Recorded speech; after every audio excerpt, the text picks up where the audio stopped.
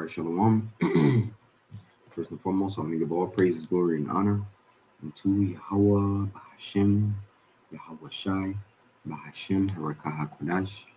A double honors unto the apostles and elders of GMS Great Millstone, and a sincere Shalom to Yakim bringing out this word in diligence and in truth. And as you see the title of the lesson, it says Rome, the fourth beast. So I want to get into, as the scriptures say, what made this beast so mighty and great. Because we understand this is just another kingdom in which Edom, ruled, which we now have the modern day Roman Empire, or the revitalization of the Roman Empire, which is Babylon the Great, man. And you see a lot of parallels between the ancient Roman Empire and today's modern Roman Empire, man. Right? And that's our apostles always say, man, to understand the mystery, you must know the history. Right? So jumping right into it. This is coming from the book of Daniel, the 7th chapter. I'm going to start right at the point of the Roman Empire, right? This is verse 7, right? And it says, and after this I saw in the night visions, and behold, a fourth beast, right? This speaking of the fourth empire, right? Because the previous empire spoken of were who? The Babylonians, the Medo-Persians, the Grecians as the third beast, right? And the Romans as that fourth beast. So these are empires or rulerships, right? It says dreadful and terrible and strong exceedingly, and it had great iron teeth, right? It says it devoured and brake in pieces and stamped the residue with the feet of it, and it was diverse from all the beasts that were before it, and it had 10 horns, right? So what is this all speaking about, right? We understand when we go back here in the book of Revelation, the 13th chapter, it's speaking of ultimately the Esau's rise to what he would call the manifest destiny, or him getting the fatness of the earth, right? It speaks off of telling us about what the beast rising up out of the sea, or I stood upon the sand of the sea, right? The sea representing what? The people. Okay? Revelation 17 and 15, right? Rising up out of the sea is the people. Then it speaks about the beast, what? NATO and the EU having 7 heads and 10 horns, right? These 7 heads represent what? The Greeks, the Romans, Germania Major, Germania Minor, the French, Spanish, the British, right? And now that British came the little horn, which is who? America, right? Now we understand when we go into the 10 horns, just like what we read here in Daniel 7, that says, and it had 10 horns, right? That 10 horns is speaking of who? Those 10 vassal states, the Vandals, the Ostrogoths, the Alamanis, the Anglo-Saxons, the Heruli, the Franks, the Burgundians, the Lombards, the Visigoths, and the Sueves, man. Right? Those are the ancient horns or ancient powers, vassal states that contributed to the furtherance of the Roman Empire. Much like here in Babylon, America, and you have those same vassal states ultimately being yoked together with Babylon in order to create a strengthened empire, right? America being the head, of those, or you could say the head. Those vassal states report unto Babylon the Great. Matter of fact, let's get this word vassal real quick.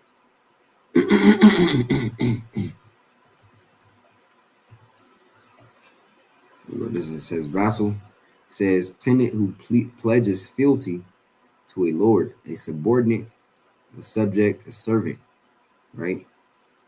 One who stands under, and America being that power, that hammer, and those vassal states ultimately bow down unto America, right? The NATO and the EU, which we're seeing now.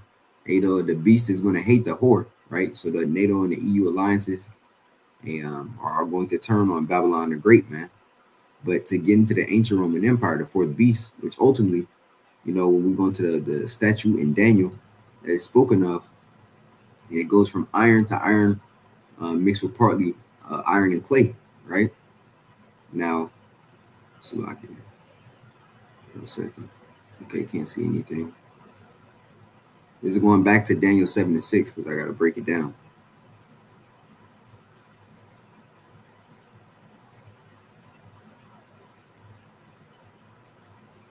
All right, this is back in Daniel 7 and 7. It says, and after this, I saw in the night visions, behold, a fourth beast, the Roman Empire, dreadful and terrible, right? So what are these words dreadful and terrible going into? What do they what are the what do they pertain to? Ultimately the war or the armies of that Roman Empire, right? Because it's speaking of the prowess, right? We understand Rome, and I have a picture here that I want to show. Basically, I had ChatGPT spit out a picture of an overview of the ancient maps, the ancient empires, right? Lord, you can see it. But you see, it started off with the head of gold, right?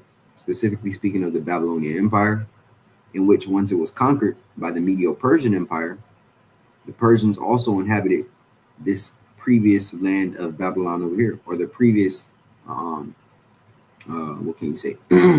This previous part in which Babylon owned, the Persians, it became an amalgamation of their empire as well, much like the Greeks, right? Once the Greeks took over the Persian Empire or the Medo-Persian Empire, this whole piece was then the Grecian Empire, right? Then who came after that?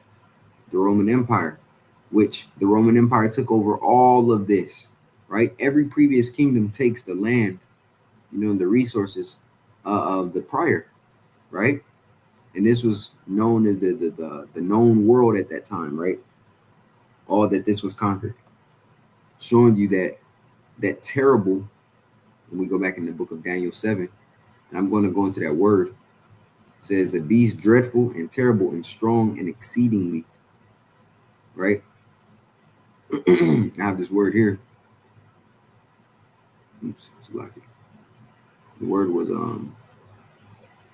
it was dreadful.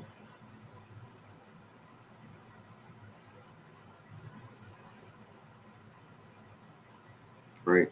This is the word dreadful out of Daniel 7. It says the call, or what's that? Dakala or dakala. Something along those lines. The call.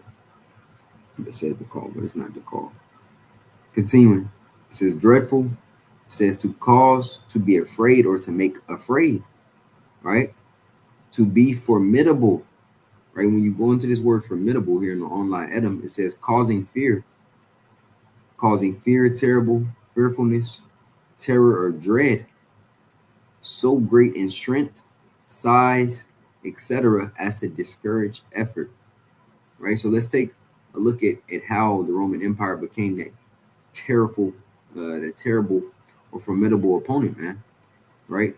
When you take a look at the previous empires before it, which is going to lead me into the book of Daniel, the 2nd chapter. So lucky. Right? This is Daniel 2 and 31. Matter of fact, I'm going to start at 32. I'll start at the top. 31. It says, Thou, O king, sawest and behold a great image. This great image whose brightness was excellent stood before thee, and the form thereof was terrible. Right? You see if that same word terrible is. Yep, same word. Right?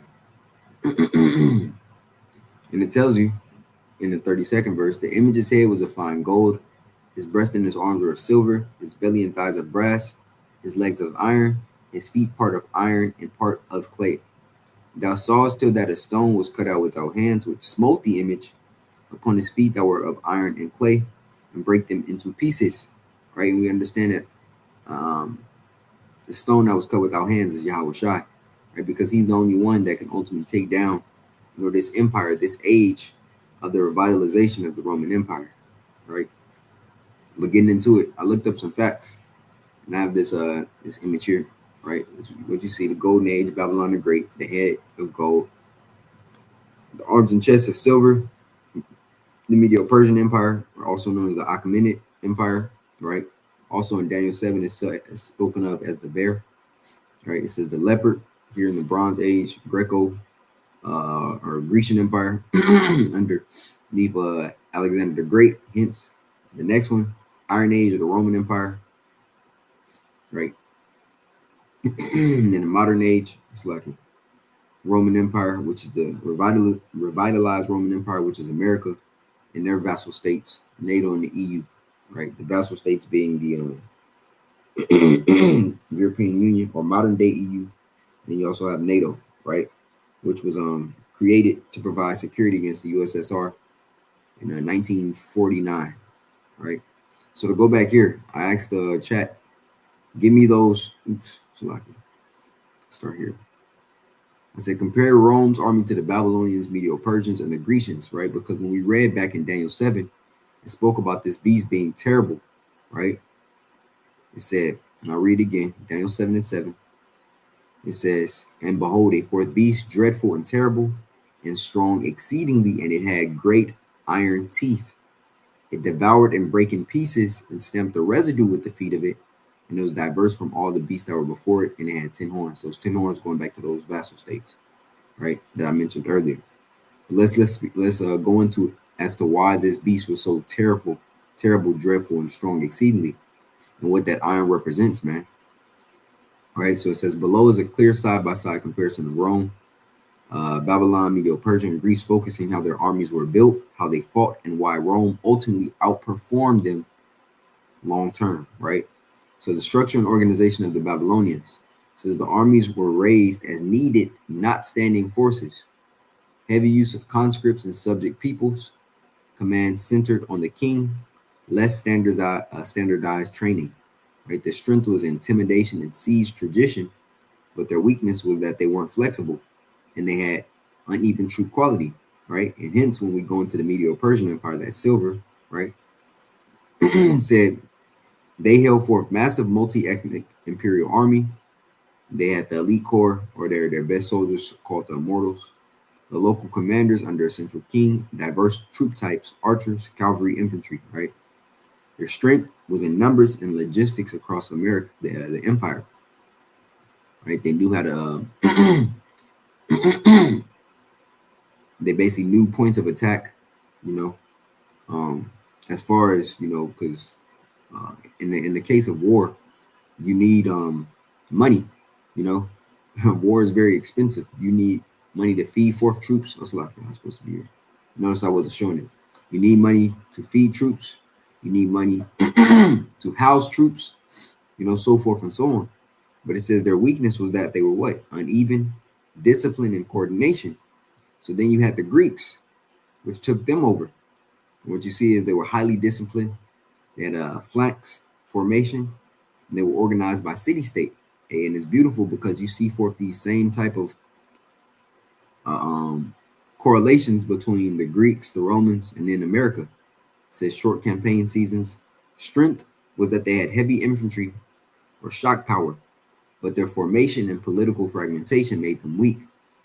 Now, to the point where we head into the Roman Empire, right? It says professional standing army, legion system with cohorts and centuries, clear chain of command, uniform training and equipment, right? When you go into that movie 300, I mean, speaking about the Spartans, Leonidas, so forth and so on, right? When they came across that other army of men, you know, Leonidas asked them, hey, how many soldiers do you have, right? And he told them, oh, well, this man's a baker, this man's a butcher, you know, this man's a blacksmith, right?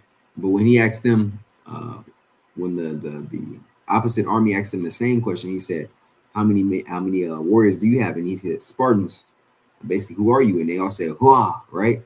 Showing you that they were all in unison, one in mind. And from birth, you know, those Spartan armies were trained to be, you know, warriors, man. Unlike the latter, right? So here you see that the tactics that they possessed in Babylon was archers, spearmen. We read that. Here in the Greeks, you had close combat, push off shield walls, extremely effective head on. We're at this already. Let's get back to it, right? Because this is the point here. The equipment and technology in which the Romans possessed over the rest of these empires, which made them so great. One beautiful thing that the scriptures tell you, right, which, you know, you learn going back to the book of Daniel, the 2nd chapter, where it speaks about, matter of fact, what was it? Here, Daniel, the 7th chapter, Salaki. It says, and it had great iron teeth. It's much like when we go into the book of Revelation and it speaks about the missiles, right? It says, and the heads of them were as the heads of lions, right? Matter of fact, let's grab it just to show forth the comparison. This is the book of Revelation, I believe, the 9th chapter.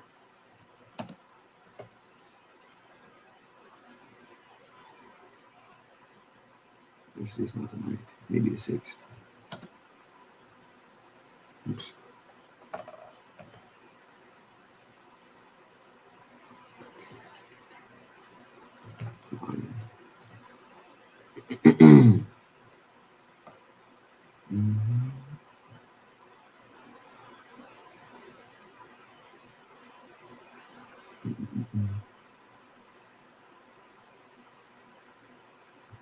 Do hurt. Revelation 9. Yeah. I think I didn't see it. Yeah, here we go, right? Revelation 9.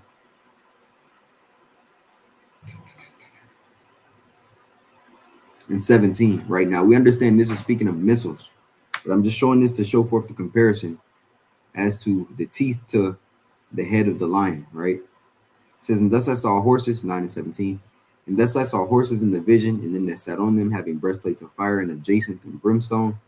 And the heads of the horses were as the heads of lions, and out of their mouths issues fire and smoke and brimstone, right? And as I said, this is speaking of the thermonuclear missiles, which is going to strike this revitalization of the Roman Empire, or as the scripture says in the book of Daniel, the kingdom of iron partly mixed with miry clay, right? Which is the revitalization of the Roman Empire, America the Great.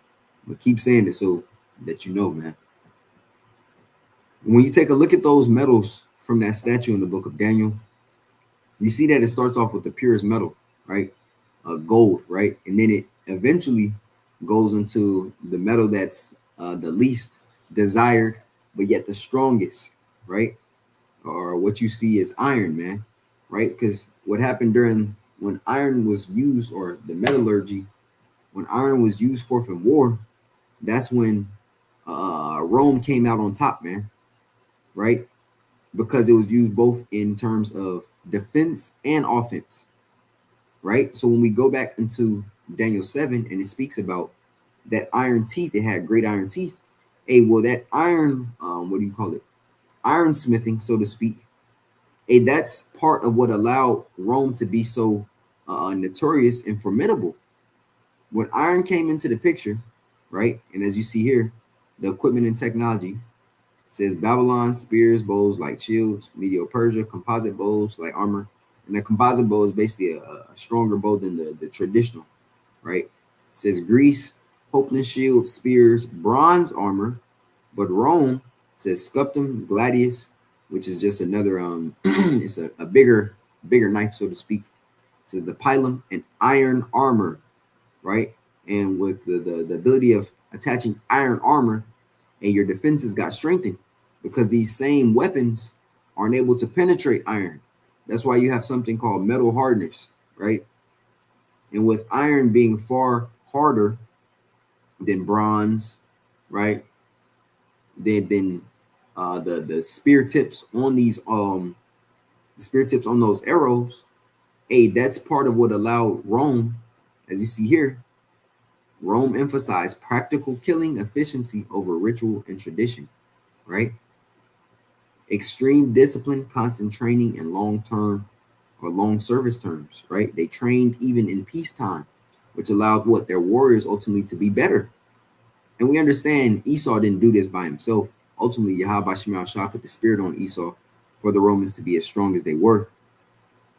Same to how you see Babylon today. It's not as if Esau is just the best nation upon the earth or the strongest. No, Edom is really the weakest nation. It's just that since we're so far from our power, Yahweh Shema Shai, it's weakened us. There's a movie called Green Lantern, right? If you're familiar with that series, right? And in Green Lantern, their power is basically the power of might. But what happens is they need their battery recharged in order to remain strong, and that's essentially us, right? Without our power source, or without being close to that power source, Yahweh Bashim Yahushai, and we become conquered. And you see that all throughout our scriptures, man. Right? Go through the book of Judges. Jake will what? Go off. Yahweh Shema Shah will bring a nation upon us to conquer us. And then after that, what would occur? We would repent, get nigh into the Yahweh Shema Shah, and then take over that nation that just oppressed us. That happened time after time after time. And you see those sentences lengthened, right? To the point where here we are in this day, as the scripture says in the book of Baruch, behold, we are yet this day in our captivity, right? So this portion here, the strategic outlook, when you read the bottom, it said Rome didn't just defeat its enemies, it absorbed them. And that's also land militarily, but also what Rome would do is the enemies in which it conquered, they would allow those same conquered enemies, or some of those conquered enemies, to become Roman citizens, right? So as a regular army, once they have casualties, particularly if their soldiers fall, right, it would take time to build up that next generation of soldiers. Well, Rome would take soldiers from the other armies and allow them to become citizens. And another thing that the Roman military did is they would allow their soldiers to gain money, to gain land, from actually fighting in the Roman Empire, which gave them ultimately incentives to fight harder and become better, right? So what you see here, why Rome ultimately outperformed them: professional standing army, adaptability, it says copied enemy strengths, engineering dominance, manpower through citizenship, the spirit, it was just what I was speaking about. It says long-term occupation strategy. It says the big picture summary here: Babylon ruled by walls, Persia ruled by scale, Greece ruled by discipline, Rome ruled by systems, right? So here it is. I asked them to give me include specific metal, what specific metal their weapons were forged with. And as what you see here, Babylon, the Babylonians ruled with bronze, copper, tin, limited iron, mostly for ceremonial or elite use, right? Most of their weapons were made out of bronze, leather. You see wood here. Now, when you go into the Medo-Persian Empire, it says what? Iron, it became increasingly common, but bronze was still widely used. Gold and silver were for elite and ceremonial arms, right? So more likely for the captains or the generals, so forth and so on. But they did incorporate iron spearheads and swords, but they were still using bronze, right? They were still using bronze militarily. Now, when you get into the Greeks, they used bronze dominantly, but their weapons did become stronger as well, because as the empires grew, the ore was dug out, and those metalsmiths, blacksmiths and such, they began to experiment, man, until it became, better weaponry for their takeover. But you still see bronze being used particularly for the Greeks as well, though iron was was making its way through. Right? It says iron weapons penetrated bronze armor at close range, which makes sense as to why the Greeks were able to take over the Medo-Persians. If you have no defense for enemy's offense, hey, you're ultimately going to lose, man. Right? It says iron weapons penetrated bronze armor at close range. Matter of fact, quick precept. This is coming from the book of Isaiah. It's like I got get something stuck in my throat, man. Right, this is Isaiah 9:5. It says, for every battle of the warriors with confused noise and garments rolled in blood, right? The ancient battle was done, with chain armor, with hand-to-hand combat. As you see, garments rolled in blood. Men were actually in the trenches, getting down. You take a look at King David and his men. It wasn't no just shooting missiles. That wasn't even around yet, man. They were fighting hand to hand and running through folks, man. It says, but this shall be with burning and fuel of fire, showing you the technological advancements of what we have today. Hey, now these nations are shooting missiles on each other from a game controller, right? What they're bringing forth drones into the cities of their enemies and sending forth fire from heaven, man. But the ancient battle was far more, tough, man.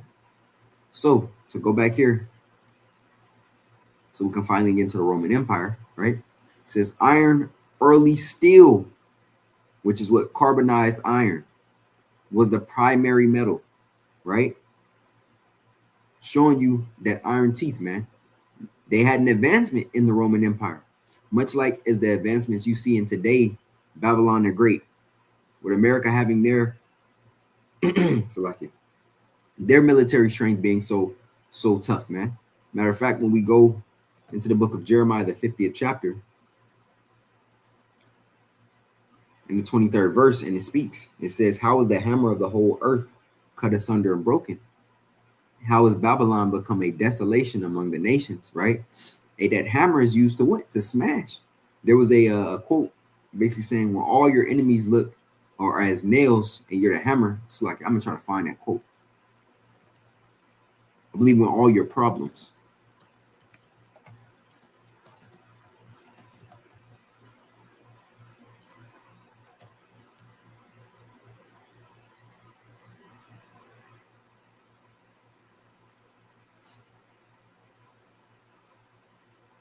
Here it is. It says, all your problems look like nails refers to Maslow's hammer or the law of instrument, a concept where people over rely on one familiar tool or method, the hammer, and try to apply it to every problem, the nail, which that's what Babylon the Great does.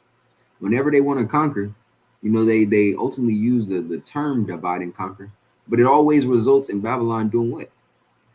Shedding blood, right? And they feel as if they can do that because they do have the military power, man. As Rome was the greatest superpower or greatest army to grace the earth, so to speak, in this particular time period. Well, America's the same right now, showing you those parallels, man. Matter of fact, let's get back to this here, right? So it says Rome, primary metal armor. Going back to that Daniel 7, it says the weapons, gladius, pilum, iron helmet, later steel variants. Here goes that chainmail, right? Flexible legion system, combined armed warfare, aggressive close combat tactics, stronger, cheaper than bronze, allowed mass standardization, right? Weapons could be replaced quickly, supported long campaigns and high attrition warfare.